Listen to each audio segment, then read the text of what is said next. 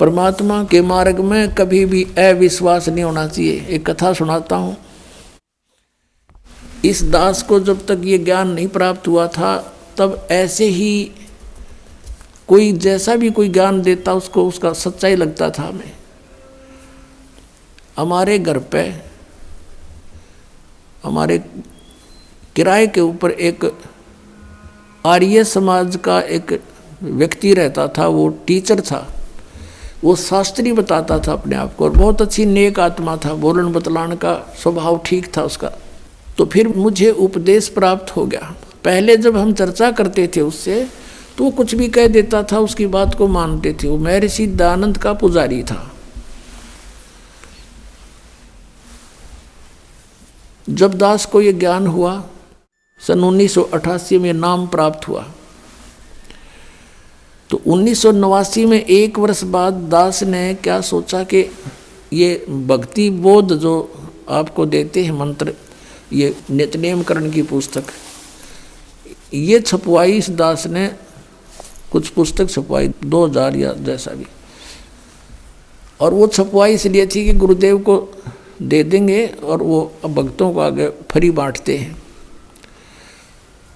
अब वो जब वो ऊपर एक हमने पूजा स्थल बनाया था 15 बाई 5.5 का, गैलरी के ऊपर अलग से सेपरेट बना था। उसमें खिड़कियां लगाई थी, एक शीशा टूटा हुआ था। उन खिड़कियों के बाहर की साइड में लोहे की जाली लगानी थी। ये मच्छरों से बचाने की होती है ना जालियां, लोहे की जाली। तो ये दास से उसका साइज नाप के ले गया। वो थी, चौड़ाई तो थी 2 फुट 8 इंच, ऊंचाई थी 4 फुट। अब 2 फुट 8 इंच मैंने ऐसे 2 और फिर डैश ला के 8 इंच के ऊपर 2 डैश ला के अपनी इस इंजीनियरिंग भाषा में लिख रखी थी। वो तो आम आदमी भी ऐसे लिखता है।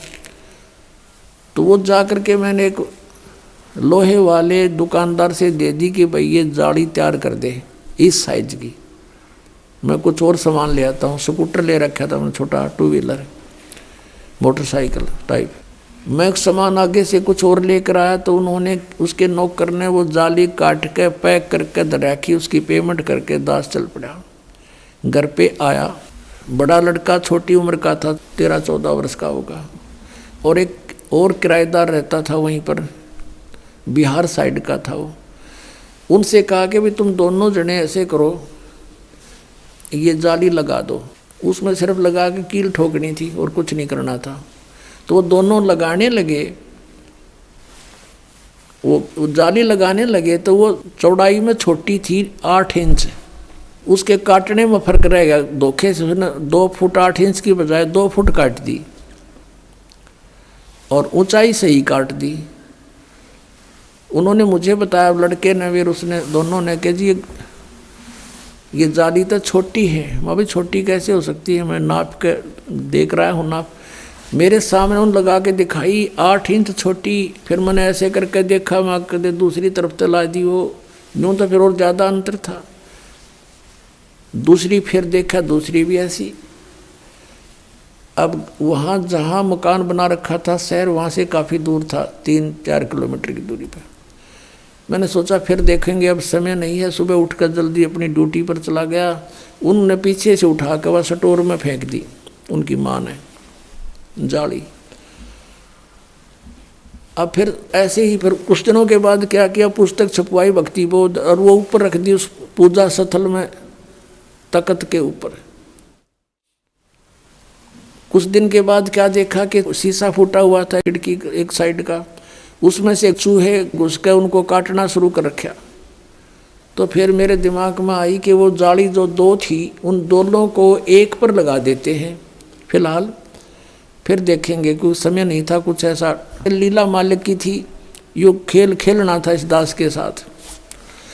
तो मैंने उन बच्चों से कहा कि भाई ऐसे करो, वो जाली जो छोटी थी कहाँ जी, वो ऊपर रखी है स्टोर से निकाल के, इन दोनों को ऊपर ओवरलैप करके एक खिड़की को कवर कर दो, इसमें से चूहे घुसते हैं। और पुस्तक काट दी भगवान की। उन्होंने कहा ठीक है जी। मैं चला गया अपनी ड्यूटी पर। तो शाम को मुझे चिंता थी कि नहीं लगा रखी होगी तो बच्चों से लगवाऊंगा। तो क्या देखा कि एक जाली लगा रखी है एक जाली नीचे पड़ी है। अब मैंने देखा कि वो एक ही जाली पूरी पूरी लगी हुई है और कुछ एक्स्ट्रा लटक रही है।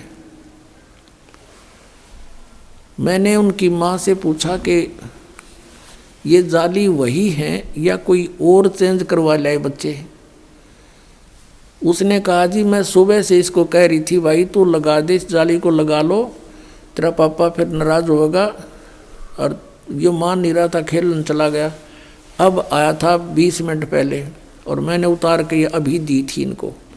वही किराएदार जो अनिल नाम था उसका, बिहार का रहने वाला था, उन दोनों ने सीढ़ी लगा करके वो एक साइड में लगा दी थी और वो एक लादी एक पड़ी। मैंने कहा ये जाली तो छोटी थी। अब उनका ध्यान नहीं इतना और मेरा कलेजा पकड़ लिया। मैंने कहा बच्चा कहाँ है? वो बुलाया, दोनों इकट्ठे करे कि भी साची बताओ। मैंने लड़के से कहा मेरे सिर पर हाथ रख के और कबीर साहब की कसम खा बेटा कि तू और नहीं लाई जाली। अगर नहीं पापा अभी मेरी मान उतार के नीचे डाली है। अरे ने पूछ लो, अभी लगाई हमने। फिर मैं उनको याद दिलाया कि ये छोटी थी जब तुम पहले लगा रहे थे, साल भर पहले, 8-9 महीने पहले। कहा ये छोटी थी, बिल्कुल छोटी। दोनों को याद आ गया। अरे अब ये कैसे पूरी होगी कि हमने नहीं पता। एक ये पड़ी, उनको जंग लगा हुआ थोड़ा थोड़ा। एक रेनी सीजन ऊपर का उतर गया था उसका, वर्षा का मौसम भी ऊपर का उतर चुका था। पुण्यात्माओं, वो दिन है आज ये दृढ़ हो गया इस दास को कि परमात्मा जो चाहे सो कर सकता है। हमने सुना था द्रौपदी का चीर बढ़ा दिया, परमात्मा ने दास की लोहे की जाली बढ़ा दी।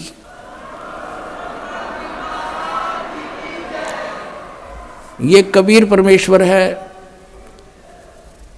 जिसने लोहे की जाली को भी बढ़ा दिया इस दास को दृढ़ करने के लिए।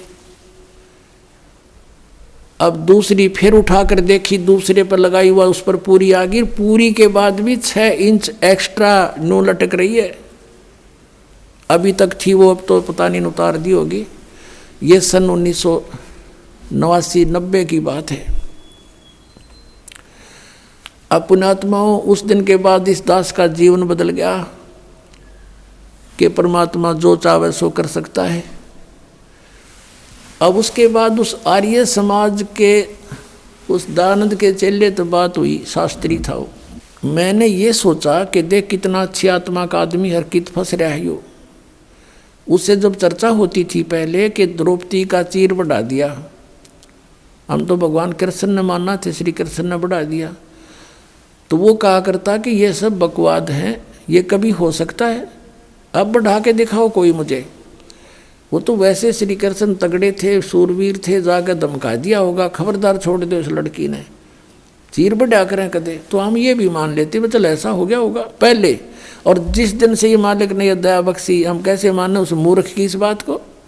तो फिर मैंने ये सोचा कि इसको समझाऊं अच्छी आत्मा का, शायद ये बात मान ले। क्योंकि पहले वो हर तरह एक बिल्कुल अच्छा आदमी लग गया था, बोलन में, बतलान में, विनम्र भाव में, और अच्छी सुलझी हुई बात किया करता था। मैंने सोचा कि इसका कल्याण हो जा, बता दूं। मैंने उसको प्रार्थना की, अपने वहाँ बुलाया, अलग बैठक थी, और उसे चर्चा की, क्या आप मानते हो कि द्रौपदी का चीर बढ़ा दिया था भगवान ने? बोला नहीं, ये कैसी बातें करते हो आप, ये हो ही नहीं सकता।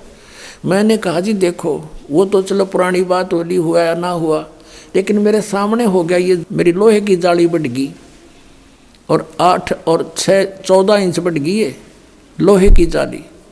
ने बोला मैं नहीं मानता। मैंने उनकी बच्चों की माँ बुला ली, वो दोनों बच्चे बुला लिए कि बताओ भाई कैसे हुआ। उन्होंने सारी बता दी, सच्चाई ऐसे हुआ।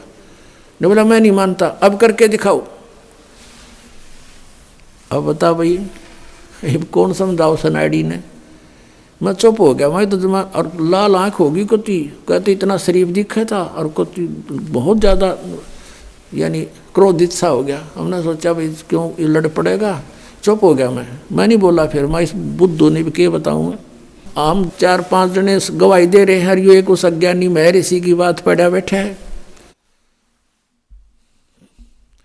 उसने ये देखा कि भाई ये कुछ महसूस कर गया, बोला नहीं। मैं बोला नहीं, फिर क्या बोलूँ, पसूत है। मैं चुप हो गया। उसने सोचा भाई जैसा भी उसके मन में आया, फिर वो बोला देखो आप इंजीनियर हो, एजुकेटेड हो, कोई मूर्खों को तो बहका भी दे, ऐसी बातें कर दे। आप कैसी बातें कर रहे हो? देखो मैं बताता हूँ महर्षि कैसे होते हैं।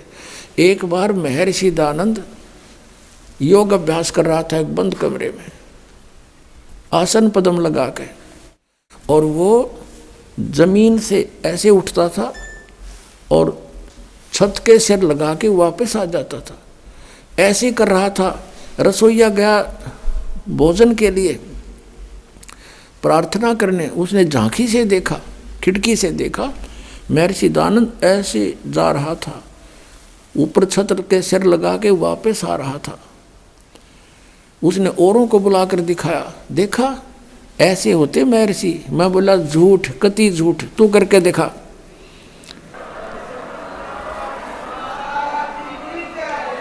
मैं बोला अब करके दिखा। ओडे का मुंह हो गया। ने हो गया तू घना सियाना बना दिया कबीर पंथिया ने, वो पहले वाला रामपाल ना रहा, मैं पहले वाला ना रहा। मैं तारे मूर्खा ही सारी बात मान्या करता, मेरी आंखों के साथ भी तेरी तू अभी उसी घेसी पेटी बातों को बोल रहा है। तो पुण्यात्मा, परमात्मा के मार्ग में अविश्वास नहीं होना चाहिए।